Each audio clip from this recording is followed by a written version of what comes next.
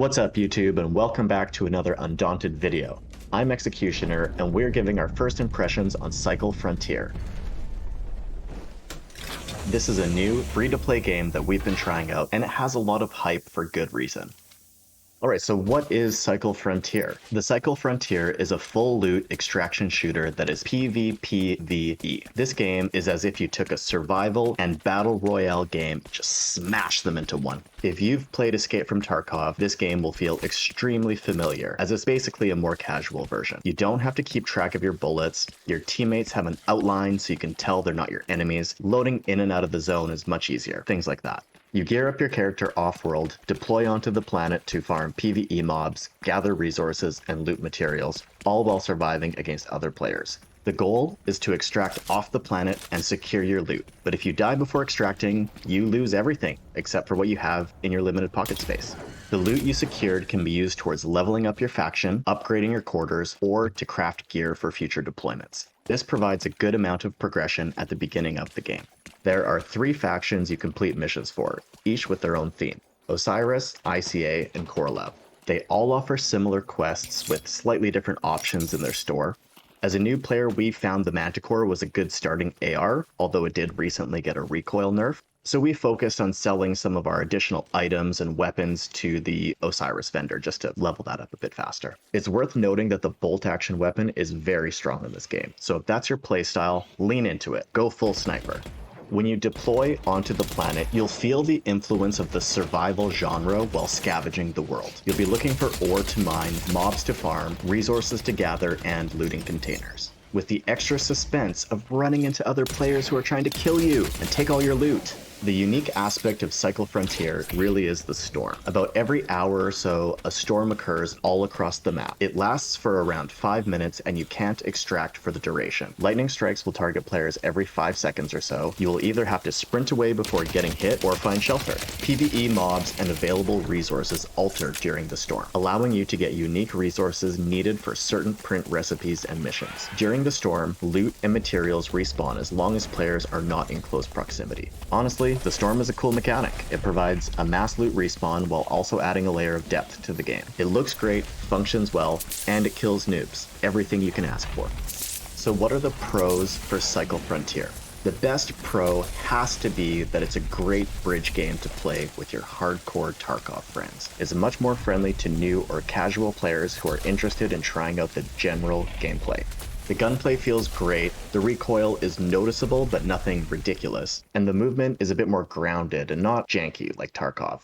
There's no strict time limit for when you extract. You can even decide to just stay through the storm if you want. The downtime between games is very minimal. You load in fast, there's no queue, so you're right into the action. The crafting system does a good job keeping even basic materials useful. Everyone starts with the same stash and pocket size, regardless of whether you have the base free-to-play game or you paid for the special edition, and I really appreciate that.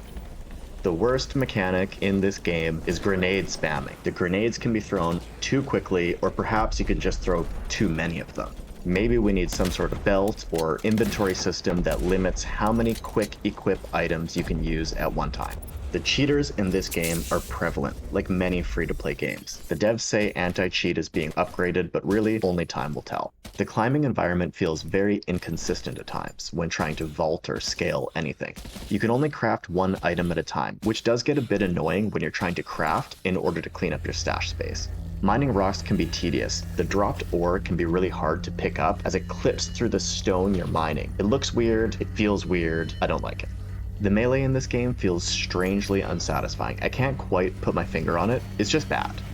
If I were to suggest improvements for Cycle Frontier, I would probably start with the storage box idea from Tarkov to allow players to organize their stash more efficiently.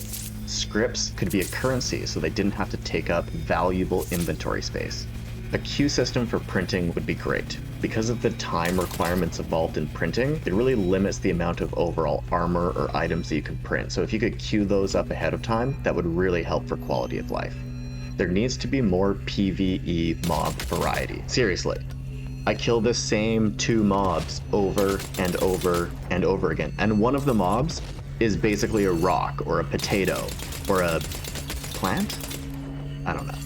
Your healing items and throwables should be on 2 different keybinds, or you should have the ability to bind them to 2 separate keys. If you enjoy either Escape from Tarkov, FPS, Battle Royales, or any sort of survival game, you'll probably like Cycle Frontier as well. Do you have friends that love Tarkov, but it's too intimidating or hardcore for you? Well then, tell them about Cycle Frontier. It's free, great game to meet in the middle, everyone's happy. And if you're new to the genre, but you like first-person shooters, it's free, so give it a shot. So now that we've spent a few weeks playing Cycle Frontier, I think we have a pretty good grip on what it does and doesn't bring to the genre. It's a good game and it has a lot of potential for long-term growth. For us, it kind of falls into that gameplay category of things we might circle back with and play occasionally. It's not going to be the mainstay game, but it's something we could pick up, play with our friends at any time, and check out whenever a new update or patch comes. Alright people, that wraps up another Undaunted YouTube video, and let us know what you think of this format. Do you like Cycle Frontier? Have you tried it? Are you going to try it?